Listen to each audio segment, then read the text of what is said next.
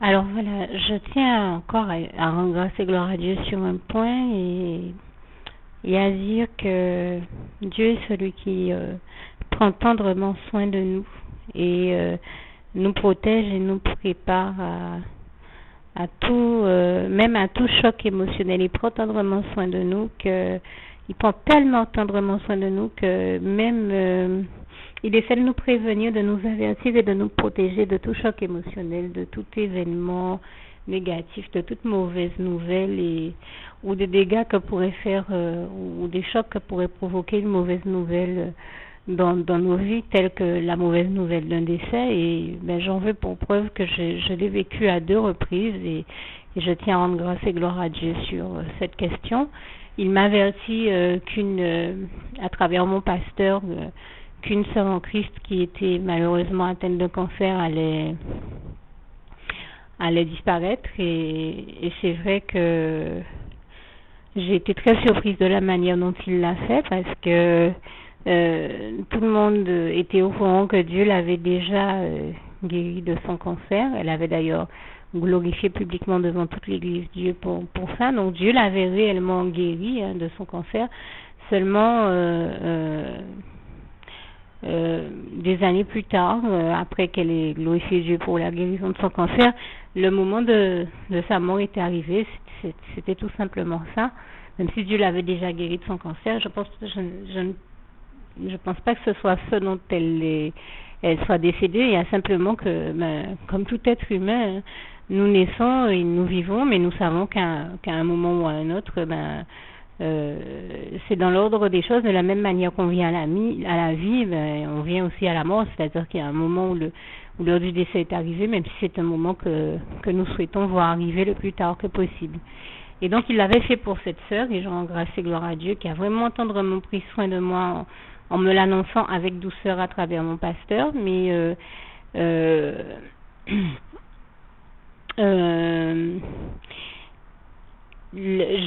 comment vous dire ça, il l'a aussi fait il n'y a pas longtemps. Mais on parle ces jours-ci de beaucoup du décès d'Henri Debs. Et c'est l'occasion pour moi de rendre grâce et gloire à Dieu et de dire comment là encore Dieu a utilisé cette fois-ci une autre sœur pour m'avertir du décès d'Henri Debs. Nous n'étions pas nécessairement proches, mais nous étions, on va dire, très lointainement apparentés. Et c'était quelqu'un que j'avais apprécié parce que, soyons clairs, c'est un exemple d'intégration. Arriver dans un pays dont on n'est pas originaire et se retrouver à partir du bas et arriver aussi haut, c'est vraiment un exemple d'intégration. Il est passé du stade où il vendait des épingles à cheveux au bord de la rue, au stade d'homme d'affaires et de producteur, et très bon dans son domaine et plus original, alors qu'il n'était pas guadeloupéen, je veux dire né en Guadeloupe, arrivait à être un producteur et un défenseur de la musique guadeloupéenne et antillaise. Vraiment, moi je vois la gloire de Dieu dans sa vie. C'est un exemple d'intégration. Je crois que beaucoup peuvent prendre exemple sur lui. Et sa vie démontre que tout est possible à Dieu, comme il est écrit en Marc 10, verset 27, que ce que Dieu a décidé pour une vie, c'est ce qui s'accomplit. Dire qu'on vient de notre pays et qu'on arrive dans un autre pays, qu'on s'intègre à ce point-là, au point de devenir un défenseur de la musique locale d'un pays dont on ne provient pas, pour moi c'est à la gloire de Dieu. Toute la gloire revient à Dieu, à Jésus et à son Saint-Esprit. Et lui-même disait, je l'ai entendu le dire dans l'un des reportages qui passait ces temps-ci à la télévision le concernant, moi le privilège que j'ai, c'est que Dieu m'aide dans ma vie. C'est que Dieu me bénisse, c'est que je n'y arriverai pas sans l'aide de Dieu, c'est que Dieu m'aide. Et je peux vous témoigner que moi-même c'est pareil.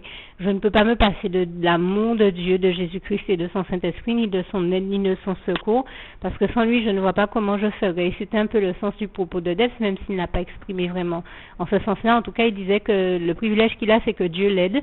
Et je pense que c'est vraiment Dieu qui l'a béni en lui permettant de vivre en Guadeloupe et d'avoir une telle intégration. Donc vraiment, toute la gloire revient à Dieu, à Jésus-Christ et à son Saint-Esprit. Et donc, comment Dieu a fait pour moi m'avertir de ce décès, c'est que Dieu savait que c'était quelqu'un que j'appréciais, même si nous n'étions pas très proches.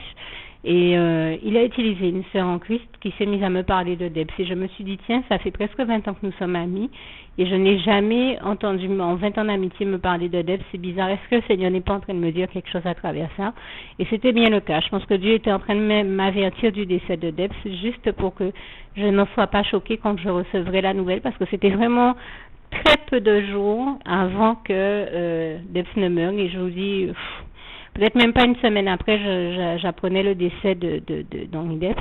Et j'ai compris après coup que c'était ce dont Dieu m'avertissait, et je lui rends grâce et gloire, comme il l'a fait pour l'autre sœur qui était malade, enfin, cancer, et qu'il avait guéri de ce cancer, et toute la gloire revient à Dieu encore. Il m'avait averti aussi pour le décès de cette sœur que j'aimais beaucoup.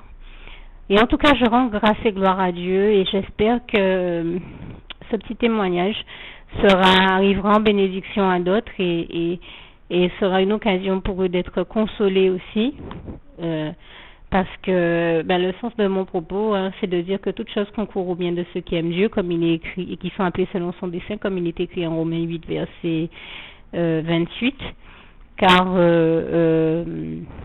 moi je sais que peut-être beaucoup sont dans la tristesse à se demander, c'est vrai que quand on perd un être cher, ce n'est jamais évident, donc je comprends ceux qui sont dans la souffrance, mais alors qu'ils soient consolés par le Saint-Esprit, et j'espère que ce petit témoignage sera une occasion supplémentaire de consolation, dans la mesure où souvent on se demande qu'est-ce qui s'est passé quand quelqu'un décède, est-ce que la personne n'est pas partie trop tôt ou pas, enfin on se pose toute espèce de questions, vous savez, quand on est accablé par le chagrin, on a des interrogations qui n'ont des fois même pas lieu d'être, dans la mesure où moi je peux simplement dire que si Dieu a cherché à m'avertir et à me protéger du choc qu'aurait pu occasionner la nouvelle du décès de Debs, d'Henri Debs, c'est que Dieu savait que le moment de sa mort était arrivé. Donc c'était donc inévitable et inéluctable. Donc il ne faut pas qu'on se dise que il est parti trop tôt, c'est que c'était le moment était arrivé pour ça.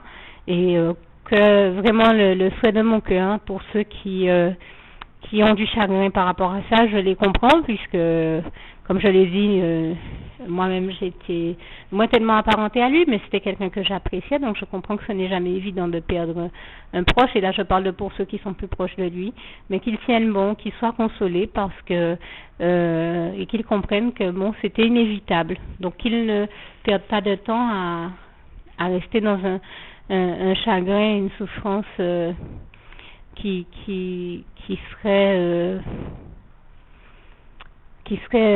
enfin à se poser des questions qui ne seraient pas les bonnes, c'est ce que je veux dire, et surtout qu'ils soient vraiment consolés et qu'ils continuent à aller de l'avant avec Jésus-Christ. Et je terminerai avec ce passage que j'aime beaucoup et qui est le souhait de mon cœur pour tous ceux qui ont besoin de consolation. Sachez que Dieu ne nous a pas laissés seuls, il nous a laissé son Saint-Esprit, le merveilleux consolateur, et surtout Jésus, notre sauveur, notre merveilleux sauveur, et je lui rends grâce et gloire pour ça. Donc qu'ils soient vraiment consolés, et bon, le simple fait d'avoir dit Jésus notre sauveur, mais pour tous ceux qui écoutent ce message et qui